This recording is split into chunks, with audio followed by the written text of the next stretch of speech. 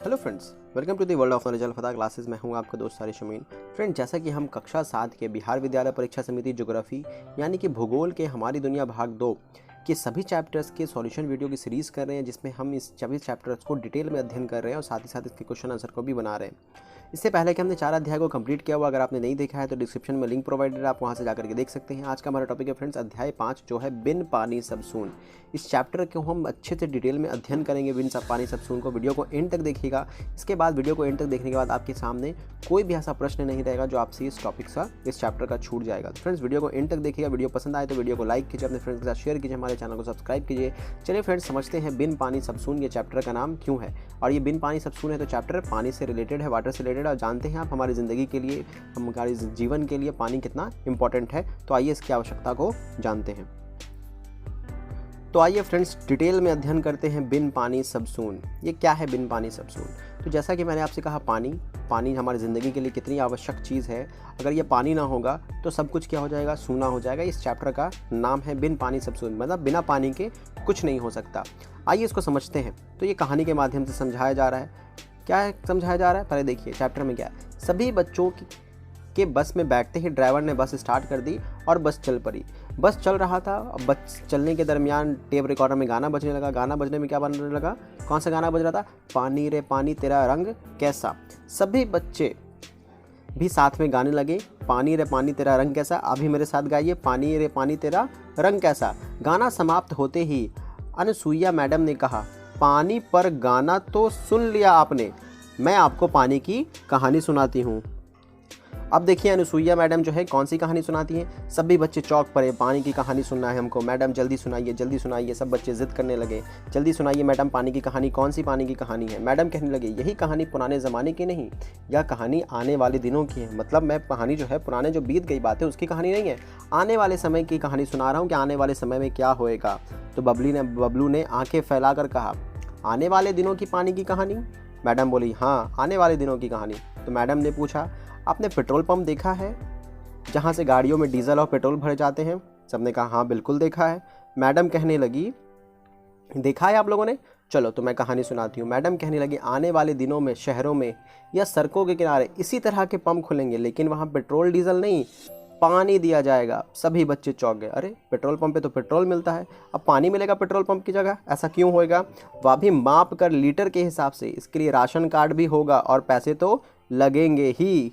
तो इस तरह से बच्चे चौंक गए, करें पानी ऐसे चीज़ जो हमको आराम से मिल जाता है, सुविधा अनुसार मिल जाता है, घर में जितना चाहते हैं उतना मिल जाता है, और हमको पेट्रोल पंप से पानी लेना पड़ेगा, उसके लिए पैसे भी देने पड़ेंगे। बच्चे चौंक पड़े। आगे देखते हैं इसके आगे क्या है। तो बच्चों ने पूछा, ऐसा क्यों? सबने एक साथ पूछा। मीना तुरंत बोली, अरे इतना भी नहीं जानते, पीने लायक पानी काफ़ी कम होगी और पानी की ज़रूरत तो सबको है। आप जानते हैं बिना पानी के हम जी नहीं सकते। पानी के लिए हम झगड़ा ना करें, इसलिए व्यवस्था बनाई जाएगी ताकि पेट्रोल पंप से सबको बारी बारी और पैसे के थ्रू पानी दिया जा सके। लेकिन पानी की कमी है कहाँ? बच्चों ने कहा, पानी की कमी कहाँ है? नदियाँ हैं, तालाब हैं, नहरें हैं, कुएँ हैं, नल हैं, समुद्र तो है ही, ऊपर से बरसात का पानी भी आ जाता है, तो इनसे तो पानी मिलता ही है। शिल्पा बोली, लेकिन बरसात हमारे यहाँ सालों भर थोड़ी होती है। सीमा बोली, मतलब एक बच्चे सवाल कर रहे, दूसरे बच्चे उसका जवाब दे रहे। सीमा बोलती है बहुत सारे पानी है, शिल्पा बोलती है, लेकिन सीमा बोलती है तो पीने लायक पानी कहाँ है? बरसात थोड़ी सालों भर होता है। हाँ ये बात तो है, शिल्पा बोली कि हाँ साल भर हमारे यहाँ बरसात नहीं होता। मैडम बच्चों की बातें सुनकर मुस्कुरा रही थी। उन्होंने टोकते हुए कहा, यही तो बात है बच्चों, पृथ्वी पर 71% जलमंडल है। पानी कितना है? 71% पानी। मतलब आपके पास अगर 100 रुपया है तो 100 रुपये में से 71 रुपया क्या है? पानी है, और 29 रुपया क्या है? आपके पास ज़मीन है, लैंड है। अब पानी को हम क्या कहते हैं? जलमंडल कहते हैं, जैसे कि मैंने पहले के अध्याय में पढ़ाया हुआ है। अगर आपने पहले का अध्याय नहीं देखा तो आप वहाँ से देख सकते हैं। जिन्हें नक्शे पर नीले रंग से दिखते हैं, लेकिन इतना पानी हमारे पीने लायक है ही नहीं। आइए नक्शा देखते हैं। तो ये हमारे पृथ्वी का नक्शा, ये फ्रंट फेस और ये बैक फेस, मतलब एक आगे से एक पीछे से दिखाया जा रहा है। तो देखिए फ्रेंड्स, में जो नीले रंग का ये सब जो नक्शा है, ये सब नीले रंग का, ये सब नीले रंग का, ये सब क्या है? ये सब क्या है? पानी है, वाटर है। तो पूरे पृथ्वी पे पानी कितना है? तो पूरे पृथ्वी पे पानी लगभग 71% पानी है, और 29% क्या है? ज़मीन है, जलमंडल है, और 71% जलमंडल है, और 29% क्या है? भूमंडल है। लेकिन पीने लायक पानी 71% नहीं है। क्या आप कभी समुद्र का पानी देखा है आपने? आप समुद्र का पानी को पी नहीं सकते। क्यों? क्योंकि वो बहुत ज़्यादा सॉल्टी होता है, उसमें बहुत ज़्यादा मिनरल मिला होता है, तो आप उस पानी को नहीं पी सकते। पीने के लिए हमको कैसा पानी चाहिए? मीठा पानी चाहिए। हम मीठा ही पानी पी सकते हैं जो हमको नल वगैरह से मिलता है, बाकी उन पानी को हम नहीं पी सकते हैं। आइए देखते हैं मैडम क्या कहती है। हम सिर्फ मीठा पानी ही पी सकते हैं, रंजू बोली। हाँ, हम सिर्फ मीठा पानी ही पी सकते हैं, मैडम ने समझाते हुए कहा। उपलब्ध कुल जल का सिर्फ 0.3%, मतलब आप कह सकते हैं 0.30 पैसा। आपके पास 1 रुपया है, 1 रुपये का कितना हिस्सा? 30 पैसा। 30 पैसे के हिस्से के अकॉर्डिंग, मतलब आपके अगर पास 100% पानी है तो 100 में से 1 रुपया, 1 रुपये का भी कितना? 30%। तो आप समझ सकते हैं 0.3% है पानी ही हम क्या कर सकते हैं? पी सकते हैं। पानी ही उपयोग ही पीने एवं अन्य आवश्यकताओं की पूर्ति करने हेतु होती है, क्योंकि शेष जल जो है वो कैसा जल है? आगे बात करते हैं। शेष जल जो है महासागरों में बर्फ छत्रक, भूमिगत जल उसको कहते हैं जो ज़मीन के अंदर है, झीलों में, नदियों में, जलाशयों में, वायुमंडल आदि में समाहित है। आइए इसको नक्शे से समझते हैं। यहाँ पे नक्शा दिया हुआ है। जल का वितरण कहाँ कहाँ कितना है? ये कुल 100% जल है, जिसमें महासागर में अकेला 97 100% का 97 रुपया अकेला कहाँ है? महासागर में है, समुद्र में है, ओशियंस में है। जबकि बर्फ कितना बना हुआ है? लगभग 2% बर्फ बना हुआ है। तो 97 और 99% ऐसे ही हुआ। अब 1% बच जाता है। 1% में भूमिगत जल है, मतलब ज़मीन के अंदर जल है। साथ ही साथ झीलों में आंवलन जल है 0.009। स्थलीय समुद्र एवं नमकीन झीलें जो हैं, झील वगैरह है, उसमें कितना है? 0.009। वायुमंडल में कितना है? 0.0019। और नदियों में कितना है? 0.001। तो टोटल मिला के कितना है? 100 है। तो आप देखिए फ्रेंड्स कि जो हमारे पानी है पृथ्वी पे 71% है, लेकिन 71% में 99% जो पानी है वो हमारे उपयोग के लायक नहीं है, क्योंकि 97% तो अकेला कहाँ है? ओशियंस पे है। और 2% बर्फ़ जमा हुआ जो हम इस्तेमाल नहीं कर सकते। भूमिगत जल हम इसका इस्तेमाल करते हैं तो 0.68% है, उसको भी हम पूरी तरह से संपूर्ण तरीके से इस्तेमाल नहीं कर सकते। तो मात्र हम कितना इस्तेमाल कर सकते हैं? 0.3% ही हम पानी का उपयोग कर पाते हैं। आइए देखते हैं आगे। जिसका प्रत्यक्ष रूप से दोहन व प्रयोग संभव नहीं है। उन्होंने अपने पास से किताब निकालकर बच्चों को दिखाई, जिसमें तालिका बनी हुई थी, जो मैंने अभी आपको समझा दिया। इस चलती हुई बस में हम सबके पीने के लिए सिर्फ 2 थर्मस पे तो पानी है। जुबैदा थर्मस सामने करती हुई बोली। कहे कि इस बस में हम चल रहे हैं, लेकिन सिर्फ मात्र हमारे पास 2 थर्मस पानी जिसको हम पी सकते हैं। हाँ, मैडम बोली, इस थर्मस में शुद्ध व मीठा पानी है, उसी से प्यास बुझ सकती है। बाहर देखो, उस पुल के नीचे पानी बह रहा है, क्या आप इसे पीना चाहोगे? मैडम ने पूछा। बच्चों ने कहा, नहीं, हम इसको नहीं पी सकते। क्यों नहीं पी सकते? क्योंकि यह पानी क्या है? गंदा है। देखो इसमें कितनी गंदगी बह रही है। मैडम ने समझाया। ठीक वैसे ही पृथ्वी पर जितने जल स्रोत हैं, हम उन सभी के जल पी नहीं सकते, अर्थात वे पानी हमारे प्यास बुझाने के काम नहीं आ सकती। इस जल को साफ करके ही क्या किया जा सकता है?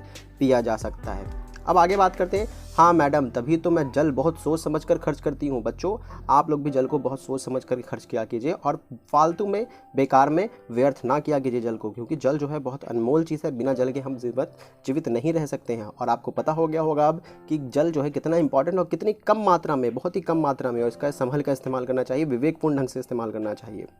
मीना ने कहा, बरसात में हमें खूब मीठे जल मिलते हैं, लेकिन वो जल भी हम रोक नहीं पाते।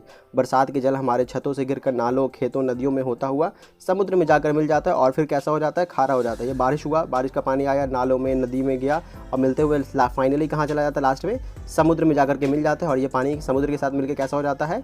खाड़ा हो जाता है। तो हमारे लिए कोई इस्तेमाल में नहीं आया। यहाँ पर एक बॉक्स में एक बात लिखा हुआ है फ्रेंड्स, 22 मार्च को जल संरक्षण दिवस मनाया जाता है। जल संरक्षण दिवस कब मनाया जाता है? 22 मार्च को मनाया जाता है। आपको पता होगा फ्रेंड्स, आप बिहार से बिलोंग करते हैं, तो बिहार दिवस भी कब मनाया जाता है?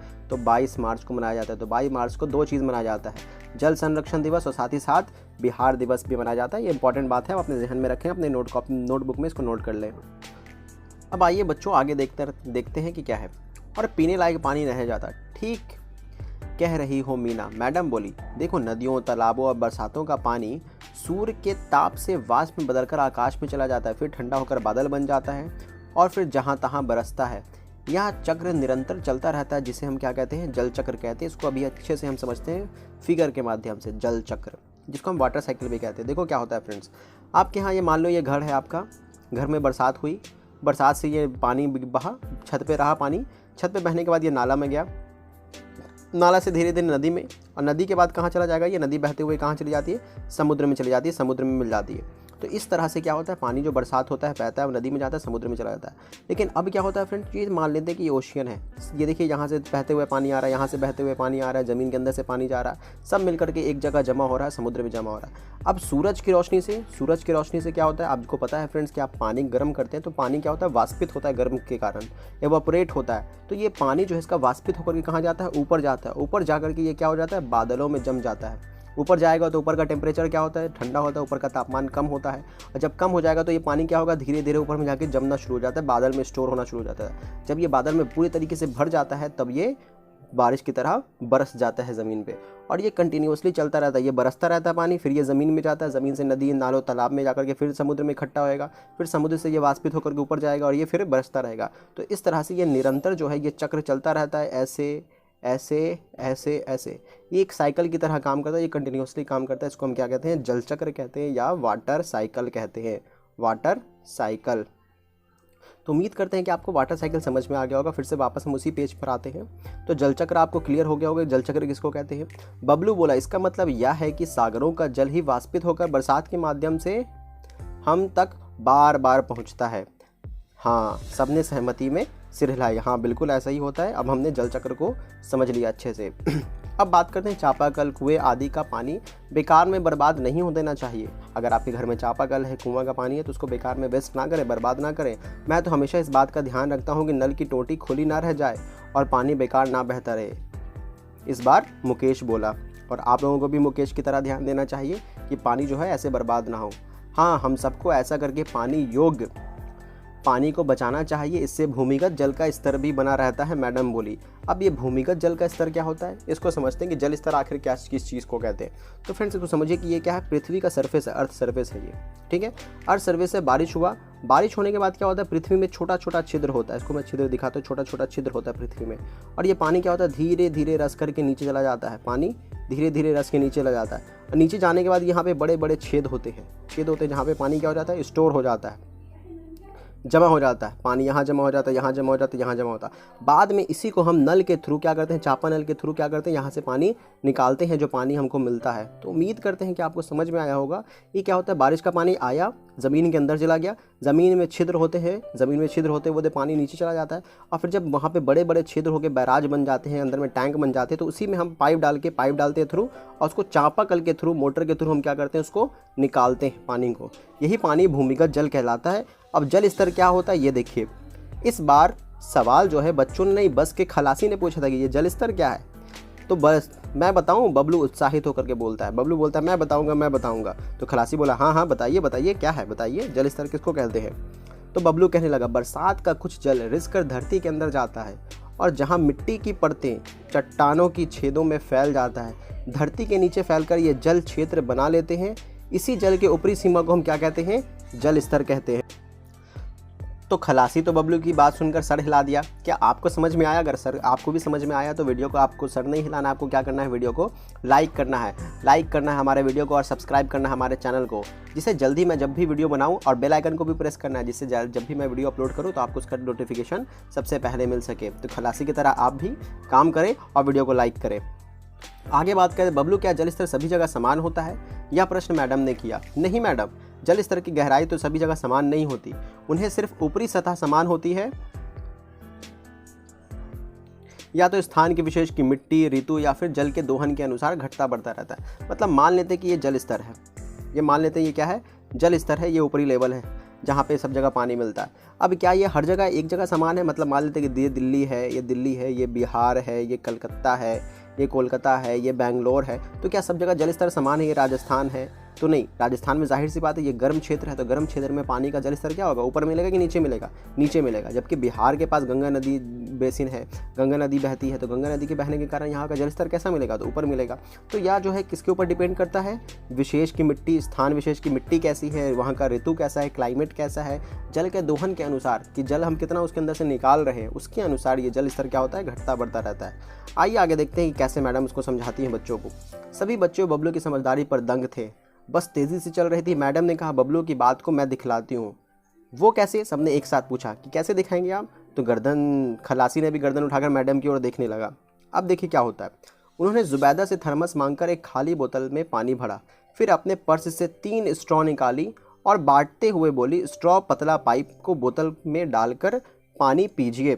मतलब मान लीजिए मैं आपको एग्जांपल देता हूँ, ये क्या है, बोतल है, बोतल में मैम ने क्या किया, 3 स्ट्रॉ डाल दिया, ये 3 क्या है, स्ट्रॉ है, और कहा सबको कि आप बारी बारी से क्या करेंगे, आप पानी को पिएंगे, निकालेंगे। जैसे जैसे पानी पिएंगे जल का स्तर क्या होता चला जाएगा, घटता चला जाएगा। बात समझ में आ रही है। इसी तरह से भूमिगत ज़मीन के अंदर में पानी है, पानी से हम पाइप निकाल रहे हैं और निकालते जाएंगे तो क्या होगा, जितना निकालेंगे उतना जल स्तर क्या होता जाएगा, उसका कम होता जाएगा। जैसे जैसे हमने जल को पिया या उपयोग किया, जल घटता गया। ठीक उसी तरह से पृथ्वी से जब हम चापाकल या बोरिंग नलकूप कुआं के जरिए धरती से जल निकालते हैं तो धरती के जल क्या हो जाते हैं, अंदर का जल स्तर घटता जाता है। अगर हम इसी तरह धरती के जल निकालते रहें तो एक दिन जल का स्तर एकदम क्या हो जाएगा, समाप्त हो जाएगा। ज़रा सोचो अगर ऐसा होगा तो क्या होगा। अगर जल स्तर पूरा समाप्त हो जाएगा तो 1 मिनट का मैं आपको वक्त देता हूं और 1 मिनट में आपको सोचना भी है, हमारे वीडियो को क्या करना है, लाइक भी करना है। आप सोचिए, साथ साथ मैं आपको होमवर्क दे देता हूँ। एक क्वेश्चन है, 2 क्वेश्चन यहाँ पे दिया हुआ है, आपकी किताब का ही क्वेश्चन है। पता करना है कि विश्व व भारत के किस महासागर व झील में जल की लवणता सबसे अधिक है। कमेंट सेक्शन में बताइए फ्रेंड्स, आप ज़रूर पता करें, गूगल से पता करें, कैसे भी पता करें, और ये आपका होमवर्क है, आप मुझे कमेंट सेक्शन में आंसर करके बताएंगे। अशुद्ध व प्रदूषित जल को शुद्ध करने के तरीकों की एक सूची तैयार कीजिए। किस तरह से हम अशुद्ध जल को शुद्ध कर सकते हैं, इसको भी आप कमेंट सेक्शन में बताएं। नेक्स्ट वीडियो में मैं इसका आंसर बताऊँगा। सब चिंता में पड़ गए, आगे पढ़ते हैं। सब चिंता में पड़ गए। शिल्पा बोली, मैडम जल स्तर बढ़ाने का कोई उपाय नहीं है कि किस तरह से हम जल स्तर को बनाकर घट गया, खत्म हो गया तो फिर हम पानी कैसे पिएंगे, नल से कुएं से पानी कैसे निकाला जाएगा। हाँ क्यों नहीं, है ना, हमें पानी की खेती करनी शुरू कर देनी चाहिए। ये तो हंसी वाली बात हो गई, पानी की खेती हो सकती है भला। आइए देखते हैं। पानी की खेती कहकर खल्लासी ठहाका लगाकर हंस पड़ा। बच्चे सोच में पड़ गए कि अरे बाप, ये क्या होएगा, अब कैसे होएगा। अब देखिए क्या होता है, गुजरात से सीखते हैं कि गुजरात में पानी को कैसे बचाया जाता है। गुजरात का काठियावाड़ क्षेत्र एक शुष्क प्रदेश है जहां बहुत कम या ना के बराबर फसलें होती हैं। यहां राजेंद्र सिंह द्वारा स्थानीय लोगों के सहयोग से छोटे छोटे नालों पर बिना खर्च के स्थानीय रेत और मिट्टी के छोटे छोटे बांध बनाए, जिससे न केवल सिंचाई के जल उपलब्ध हुआ बल्कि इससे जल जमीन के नीचे रिस कर गया, जिससे भूमिगत जल स्तर भी बढ़ा। उसी के कारण आज उस क्षेत्र में भरपूर फसलें पैदा हो रही हैं। श्री राजेंद्र सिंह के इसी प्रयास के कारण उन्हें मैग्सेसे पुरस्कार भी दिया गया है। तो गुजरात के काठियावाड़ क्षेत्र एक बहुत ही शुष्क प्रदेश है। वहाँ पर राजेंद्र सिंह ने क्या किया, छोटे छोटे नाले बना दिए। नाले बनाकर क्या हो गया, उसमें जब पानी आएगा, बारिश का पानी या फिर कैसे भी पानी आएगा तो वो ज़मीन के अंदर चला जाएगा। ज़मीन के अंदर जाएगा तो वो उसका जो भूमिगत जल का स्तर है वो क्या होगा, बना रहेगा। अब आगे देखते हैं। हाँ, इसी तरह के प्रयास को हम क्या कहते हैं, वाटर हार्वेस्टिंग कहते हैं, जिससे हम जल को बचाते हैं। वाटर हार्वेस्टिंग मतलब ज़मीन के भूमिगत जल के स्तर को बनाए रखना। ऐसा होता है और अब तो सबको करना चाहिए। इसका मतलब यह है कि वर्षा के जल को छोटे तकनीक से रोक लेना और उसे पुनः धरती के अंदर भेज देना। बरसात का पानी छतों से गिरकर नालियों, सड़कों, खेतों में होता हुआ नदियों तक जाता है, फिर नदियों से समुद्र तक पहुंच जाता है। समुद्र में मिलकर यह मीठा जल खारा हो जाता है, पूरा वेस्ट हो जाता है। हमें बरसात के पानियों को नालियों में ना जाने देकर अपने घरों के आसपास धरती के गड्ढे बनाकर रोक लेना चाहिए। जैसे आपके घर है, ये आपके घर से पानी नाला के थ्रू निकला, अब ये कहाँ जाएगा, नाले से नदी में जाएगा, नदी कहाँ चला जाएगा, समुद्र में चला जाएगा। तो इसको आपको क्या करना है, यहाँ पे ज़मीन में छोटा छोटा गड्ढा बना देना है, जिससे पानी इसमें क्या हो जाए, जमा हो जाए। अब जब जमा हो जाएगा तो ये पानी जब गड्ढे में जाएगा तो जाहिर सी बात है धरती इसको क्या कर लेगा, सोख लेगा। पानी जब सोख लेगा तो वो सारा धरती के अंदर पानी चला जाएगा। ये जल धीरे धीरे बनाकर रोक लेना चाहिए, जल धीरे धीरे। आगे देखते हैं नेक्स्ट पेज में। ये जल धीरे धीरे धरती में समा जाएगा। मैं ऐसा अपने गांव में करूंगा, सलीम दृढ़ता से बोला।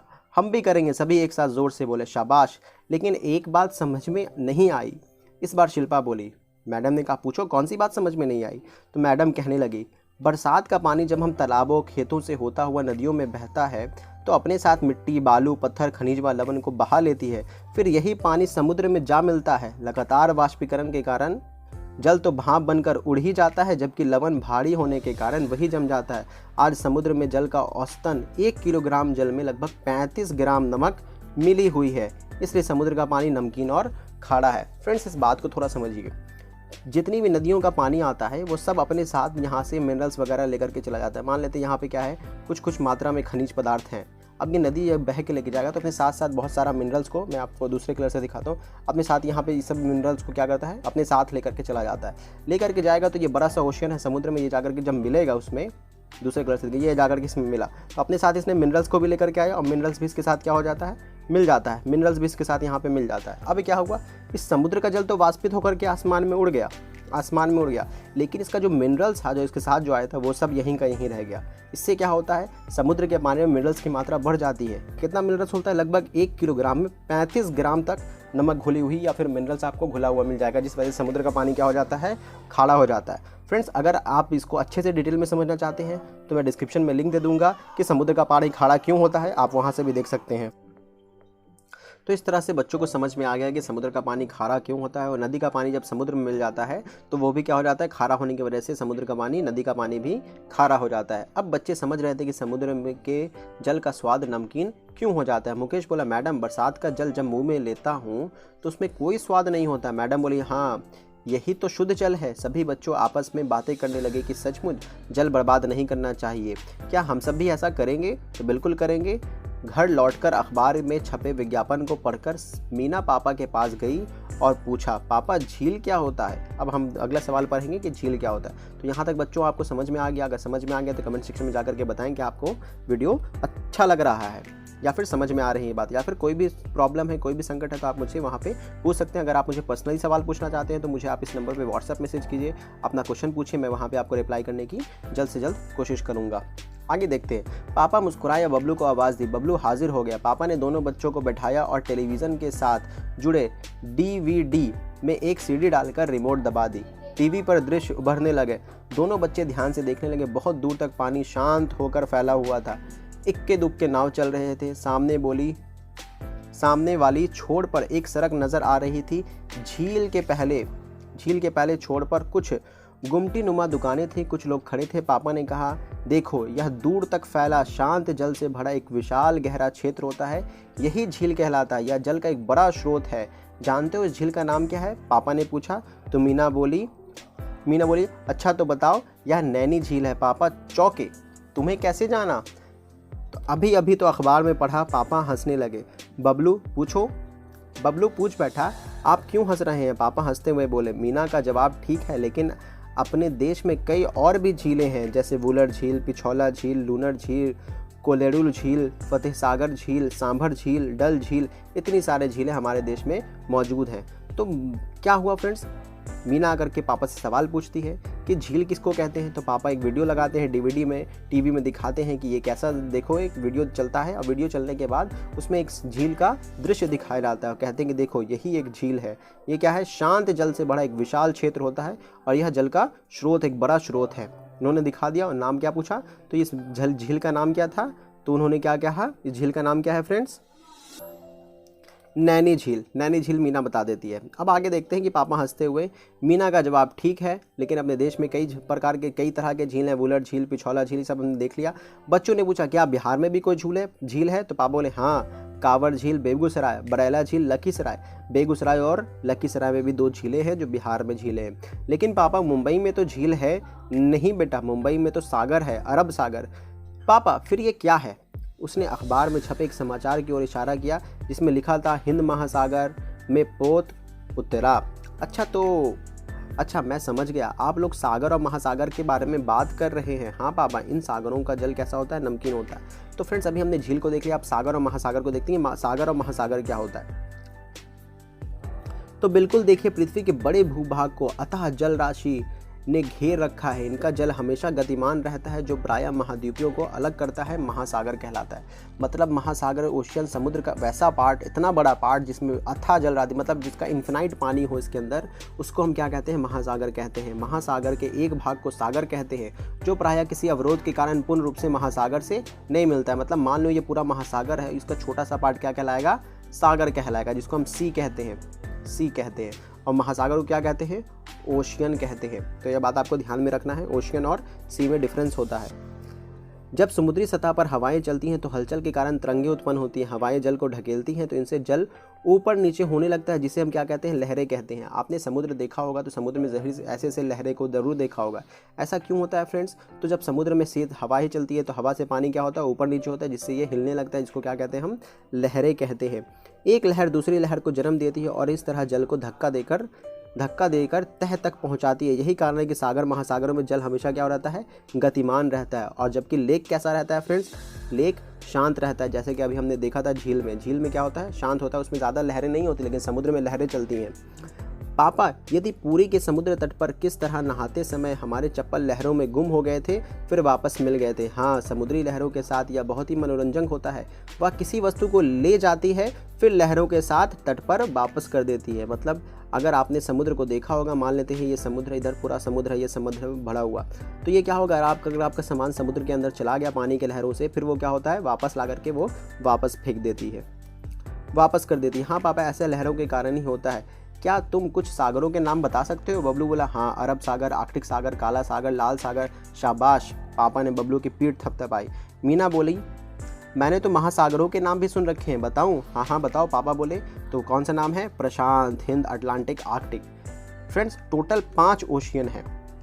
पैसिफिक ओशियन, जिसको हम प्रशांत महासागर कहते हैं, इंडियन ओशियन, जिसको हम हिंद महासागर कहते हैं, अटलांटिक ओशियन, जिसको हम इंग्लिश में भी अटलांटिक ओशियन कहते हैं, आर्कटिक ओशियन, और एक सदर्न ओशियन है, सदर्न ओशियन भी है, सदर्न ओशियन, इसको हम क्या कहते हैं, सदर्न ओशियन कहते हैं। तो टोटल हमारे पास कितने महासागर हैं? 5 महासागर हैं। आपके बुक में सिर्फ 4 दिया हुआ, लेकिन एक्चुअल में कितना है? 5 महासागर है। अगर इनको क्रम वाइज से देखा जाए तो सबसे बड़ा जो ओशियन है वो पैसिफिक ओशियन है, उसके बाद अटलांटिक ओशियन आता है, उसके बाद इंडियन ओशियन आता है, पहले नंबर पे पैसिफिक, दूसरे नंबर पे अटलांटिक, तीसरे नंबर पे इंडियन, चौथे नंबर पे सदर्न, और 5वें नंबर पे कौन सा आता है ओशियन? आर्कटिक ओशियन आता है, आर्कटिक ओशियन। तो इस तरह से आपको क्रमवार तरीके से भी याद रखना, सबसे बड़ा दुनिया का ओशियन कौन सा है तो पैसिफिक है, सबसे छोटा ओशियन कौन सा है तो आर्कटिक ओशियन है। तो इस तरह से भी आप याद रख सकते हैं। साथ ही साथ मैंने ट्रिक बताया हुआ, इसका ट्रिक क्या है फ्रेंड्स? तो पैसा है। पैसा, अगर आपने वो वीडियो नहीं देखा है तो डिस्क्रिप्शन में मैं लिंक दे दूंगा, जिससे आप ओशियन के नाम आसानी से याद कर सकते हैं। जैसे पैसा से ये ट्रिक को आप याद कर सकते हैं, पी से पैसिफिक, ऐसे अटलांटिक, आई से इंडियन ओशियन, ऐसे सदर्न ओशियन, ऐसे आर्कटिक ओशियन। पैसा याद रखने से 5 ओशियन का नाम याद हो जाता है, और साथ ही साथ सिस्टम नंबर सीरीज भी याद हो जाता है कि कौन सा ओशियन बड़ा है, उसके बाद कौन सा, उसके बाद कौन सा, उसके बाद कौन सा है। अब बस भी करो, मुझे ऑफिस जाना है, तुम लोगों को भी स्कूल जाने का समय हो रहा है, पापा ने कहा। अब कहा बस भी करो, अब हो गया काम, तुमने इतना जानकारी ले लिया, अब मेरे को ऑफिस जाना है, आप लोग अपना अपना काम कीजिए। दोनों बच्चे स्कूल के लिए तैयार होने लगे। मीना और बबलू आज बहुत खुश थे, क्योंकि उन्हें सागर और महासागर के बारे में पापा ने ढेर सारी बातें बताई। अब आप बताइए फ्रेंड्स कि आपको क्या जानकर अच्छा लगा तो वीडियो को लाइक कीजिए, हमारे अपने फ्रेंड्स के साथ शेयर कीजिए, हमारे चैनल को भी सब्सक्राइब कीजिए। अगर कोई कमेंट सेक्शन में सवाल पूछना चाहते हैं तो कमेंट सेक्शन खुला, आप वहाँ सवाल पूछ सकते हैं। कक्षा शुरू होने में देरी थी, बबलू अपने आगे देखते हैं बबलू अपने क्या करता है। दोस्त को सागरों की लहरी के बारे में बताने लगा। बबलू की बातें सुनकर मुकेश बोला, सागरों में उठने वाले लहरें ज्वार भाटा के बारे में कुछ बताओ ना। तो ये क्या है? अब ज्वार भाटा है, ज्वार भाटा। फ्रेंड, ज्वार भाटा पे मैंने स्पेशल वीडियो बनाया हुआ, आप चैनल के प्लेलिस्ट में आकर के देख सकते हैं, स्पेशल वीडियो के प्लेलिस्ट पे, वहाँ पे आपको ज्वार भाटा से संबंधित पूरी बातें, जानकारी आपको मिल जाएगी। फिर भी मैं थोड़ा बहुत यहाँ पे बता देता हूँ कि ज्वार भाटा क्या है। सबने फैसला किया भूगोल की कक्षा में यह बात रखी जाएगी। लंच के बाद भूगोल की कक्षा थी, सबने मैडम के सामने यही प्रश्न करा। मैडम बहुत खुश हुई, उन्होंने कहा बरसों पहले एक फिल्म आई थी ज्वार भाटा, पहले उसकी कहानी सुना देती हैं। सभी बच्चे ध्यान मग्न होकर बैठ गए कि चलो भाई ज्वार भाटा का पहले कहानी सुनते हैं, फिर उसके बाद ज्वार भाटा के बारे में समझेंगे कि ज्वार भाटा क्या चीज़ है। तो आइए फ्रेंड्स, हम पहले कहानी सुनते हैं। तो आइए फ्रेंड्स, आपको ज्वार भाटा की कहानी सुनाती हैं। ज्वार भाटा के फिल्म में क्या होता है, हीरो दिन भर खूब मेहनत करता है, पूरे दिन मेहनत करके पैसा कमाता है। पैसा कमा के जब उसके पास शाम में पैसे जमे हो जाते हैं तो वह अमीर की तरह खर्च करता है। और वो पूरा पैसा खर्च करते हैं, सुबह होते होते वो फिर क्या हो जाता है, गरीब हो जाता है। मतलब दिन भर काम करके वो अमीर होता है और रात को वो खर्च कर देता है, फिर सुबह में क्या हो जाता है, गरीब हो जाता है। ठीक इसी तरह से ज्वार भाटा की कहानी है। आइए देखते हैं क्या है। सुबह तक उसके पैसे खर्च हो जाते हैं और फिर वह गरीब हो जाता है। मतलब शाम में अमीर, सुबह में गरीब। ठीक ऐसा ही कुछ समुद्र के ज्वार भाटा का हाल है। क्या हाल है देखते हैं। समुद्र की लहरें सर्वाधिक ऊंचाई तक उठकर तट के बड़े हिस्से को डुबा देता है तो उसे ज्वार कहते हैं, और लहरें जब अपने निम्नतम स्तर पर आकर तट से पीछे चली जाती हैं तो इसको क्या कहते हैं, भाटा कहते हैं। या प्रतिदिन 2 बार होता है। इसको समझते हैं फ्रेंड्स क्या है। ये पृथ्वी का सतह है। पृथ्वी की सतह में पूरा पानी भरा हुआ है। पानी भरा, उसको दूसरे कलर से दिखाता हूँ। ये मान लेते हैं ये पानी पूरा भरा हुआ है, इसके ऊपर पूरा पानी भरा हुआ है। पानी भरा हुआ है तो ये क्या होता है, हर पृथ्वी के हर छोर पर पृथ्वी का पानी जो है वो ऊपर उठता है। तो जब ऊपर उठा तो इसको हम कहेंगे ज्वार। और जब ये निम्न स्तर पर फिर से वापस अपनी जगह बैठ जाते हैं, इसको क्या कहते हैं हम, भाटा कहते हैं। तो यह क्या होता है, ज्वार ऊपर उठना। अब समुद्र के छोर से मतलब पृथ्वी की सतह से समुद्र का पानी ऊपर उठना ज्वार कहलाता है, और समुद्र की सतह पे वापस अपनी जगह आना भाटा कहलाता है। तो ये क्या है, ज्वार भाटा। अभी हम इस फिगर को समझेंगे अच्छे से, लेकिन इसके पहले मैं आपको यहाँ पे ये थोड़ा बता दूँ। लेकिन लहरों को ऐसी ऊंचाई तक उठाना फिर उसे पीछे तक हटा देना, ऐसा होता क्यों है बबलू मुझे, ऐसा क्यों होता है कि पृथ्वी ऊपर जाता है, पानी ऊपर से नीचे आता है? तो ऐसा सूर्य एवं चंद्रमा के गुरुत्वाकर्षण बल के कारण होता है। जब चंद्रमा सूर्य के निकट आ जाता है तो चंद्रमा के गुरुत्वाकर्षण से उसका जल ऊंचाई की ओर चढ़ता है, यही ज्वार कहलाता है। उतरता है तो इसे क्या कहते हैं, भाटा कहते हैं। ऐसा समुद्र में हर स्थान पर लगभग 24 घंटे में 2 बार उतार चढ़ाव होता है। मतलब हर क्षेत्र में, यहाँ पे होगा, यहाँ यहाँ यहाँ, मतलब हर क्षेत्र में कितना बार होगा, 24 घंटे में 2 बार होगा। एक बार ज्वार आएगा, एक बार भाटा आएगा, ज्वार आएगा, भाटा आएगा। हर 6 घंटे पे ज्वार आता है, हर 6 घंटे पे क्या आता है, भाटा आता है। 6 घंटा ज्वार, 6 घंटा भाटा, 6 घंटा ज्वार, 6 घंटा भाटा। तो 2 घंटा 2 बार ज्वार आया और 2 बार क्या आया, भाटा आया 24 घंटे में।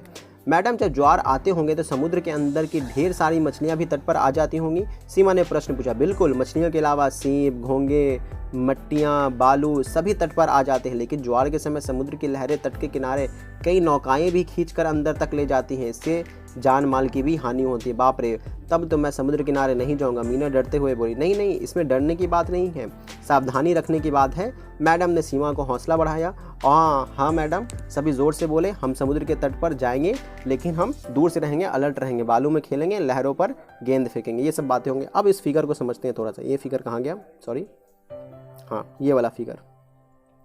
तो ज्वार भाटा 2 तरह का होता है फ्रेंड्स। एक होता है दीर्घ ज्वार, एक होता है लघु ज्वार।